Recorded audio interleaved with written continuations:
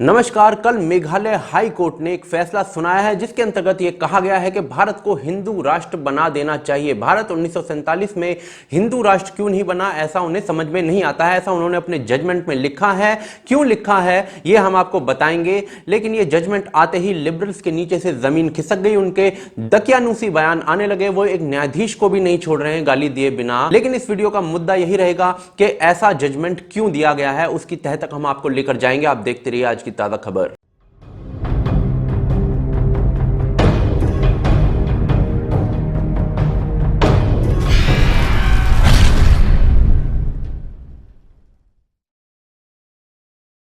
तो दोस्तों, जजमेंट की शुरुआत होती है रेजिडेंट्स को डोमिसाइल ना मिलने के मुद्दे से। डोमिसाइल क्यों नहीं मिल पा रहा है? NRC, national register of citizen के मुद्दे के कारण। इसके बाद जज जो हैं वो हिस्टोरिकल अकाउंट्स में जाते हैं। हिस्टोरिकल अकाउंट्स में जाकर वो क्या कहते हैं? वो कहते हैं कि कभी भारत जो था वो अफगानिस्तान और पाकिस्तान तक फैला हुआ था। बांग्लादेश भी भारत का ही एक हिस्सा था।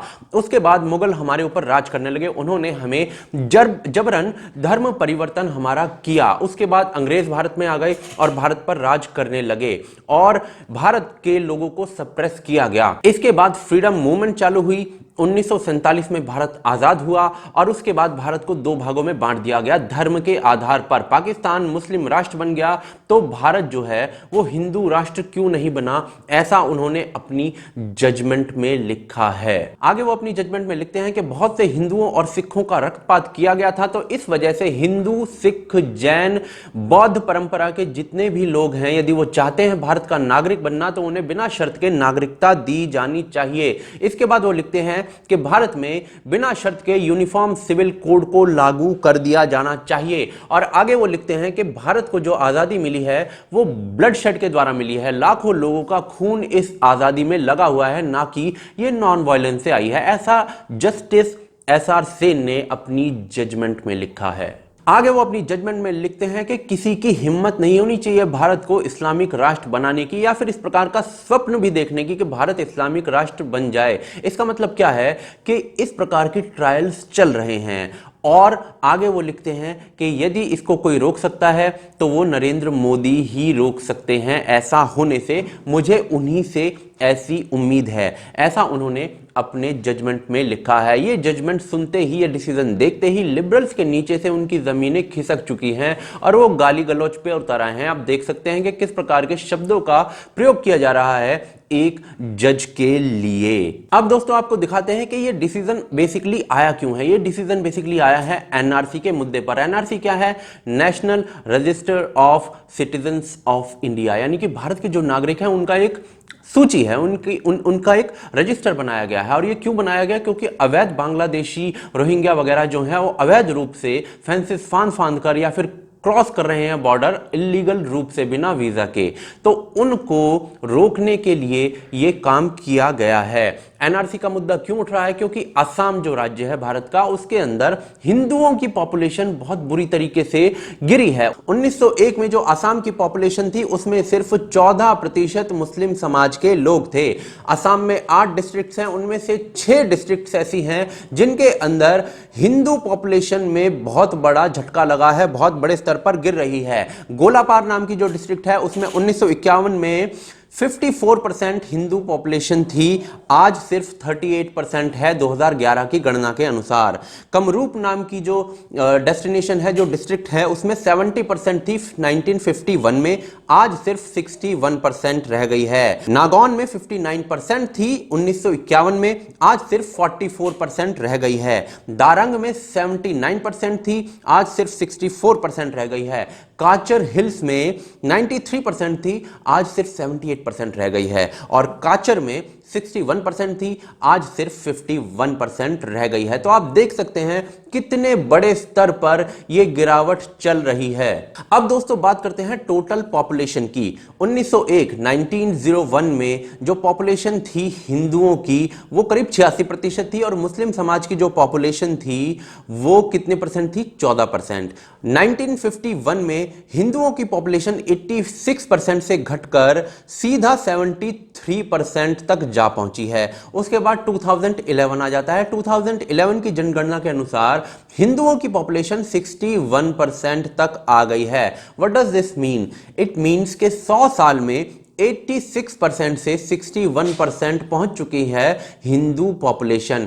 यानी अगर इसी गति से चलती है तो 2061 यानी 2061 में Hindu will be the minority in Assam and Muslim will be the majority इन आसाम।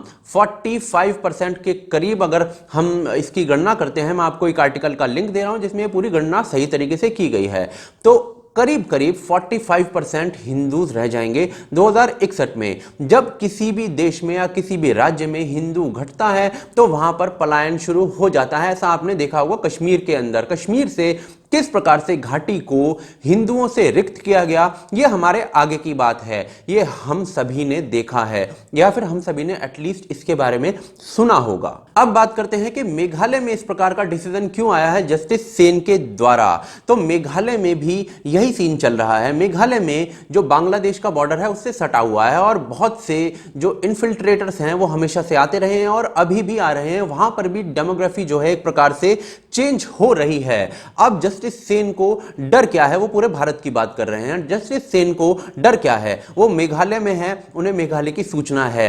आसपास बंगाल है, उन्हें उसकी भी सूचना है। असम है, उसकी भी सूचना है। 10 दिन पहले बीएसएफ की एक न्यूज आती है बीएसएफ की तरफ से कि जो बॉर्डर एरियाज हैं पाकिस्तान के साथ, वहां पर डेमोग्राफी पूरी तरीके से चेंज हो रही है। राजस्थान का जो कल्चर है वहां से डिमिनिश हो रहा है, मिट रहा है और अरब कल्चर को वहां पे इंप्लीमेंट किया जा रहा है। बॉर्डर एरियाज के जितने भी गांव हैं वहां पर डेमोग्राफी बुरी तरीके से चेंज हो रही है।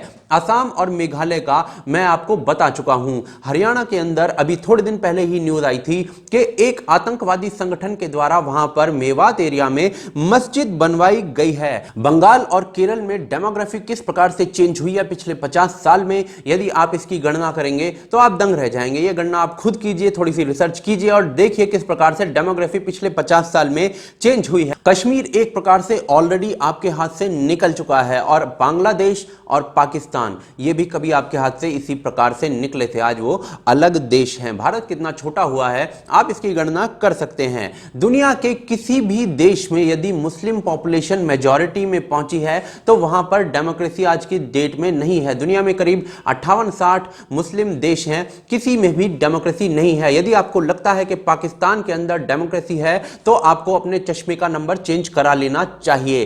तो यही दुविधा है जस्टिस सेन की। उन्हें पता है कि किस प्रकार से असम में जो पॉपुलेशन चेंज हुई है, किस प्रकार से मेघालय में चीजें बदल रही हैं, वो उनकी चिंता है। बॉर्डर रेंजेस जो हैं वो किस प्रकार से डेमोग्राफी चेंज हो रही है यह आपको बीएसएफ ने बताया है कुछ दिन पहले ही। भारत बदल रहा है। तो दोस्तों अब शायद आपको समझ आया होगा कि इस प्रकार का जजमेंट क्यों आया है, लेकिन कुछ लोग इन जज को भी संघी कह रहे हैं। तो उनको मैं जवाब देना चाहूंगा कि इनकी जो भी अपॉइंटमेंट हुई है वो मोदी सरकार के आने से पहले हुई है। आप देख सकते हैं इनकी जजमेंट, इनकी सारी चीजें, इनका अपॉइंटमेंट, हाईकोर्ट के जज कब बने, परमानेंट कब हुए, सारी चीजें यहां पर लिखी हुई हैं। आप खुद पढ़ लीजिए। ये जनवरी 2014 तक परमानेंट हो चुके हैं और मोदी आए हैं मई 2014 में। किस प्रकार से ये कांग्रेस ने एक संघी को बिठा दिया है हम तो नहीं जानते। आपको पता हो तो आप हमें जरूर बताइएगा। आपको ये वीडियो कैसा लगा आप हमें जरूर बताइए कमेंट करके, और शेयर करिए इस इंफॉर्मेशन को, इस वीडियो को।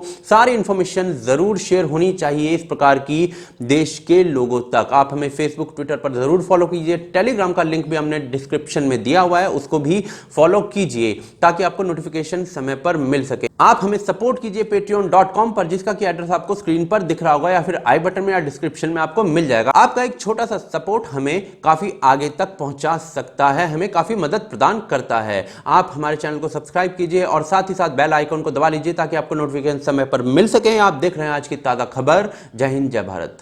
अब भी जिसका खून न खौला, खून नहीं वो पानी है। जो देश के काम ना आए वो बेकार जवानी है।